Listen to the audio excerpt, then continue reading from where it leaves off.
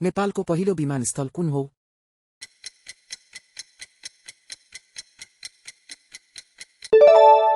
सही उत्तर हो त्रिभुवन विमानस्थल। ट्याक्सीको छानोमा देखिने बत्ती कुन रङको हुन्छ?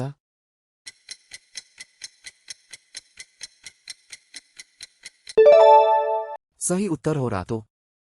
रेलगाडी कुन ऊर्जा प्रयोग गर्छ?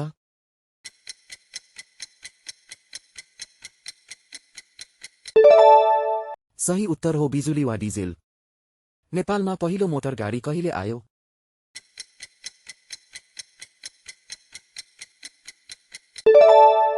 सही उत्तर हो बी सन् 1950।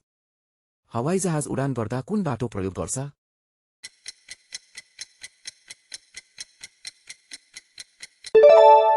सही उत्तर हो आकाश। हाम्रा रमाइला र शैक्षिक बालपुस्तकहरू अमेजनमा उपलब्ध छन्।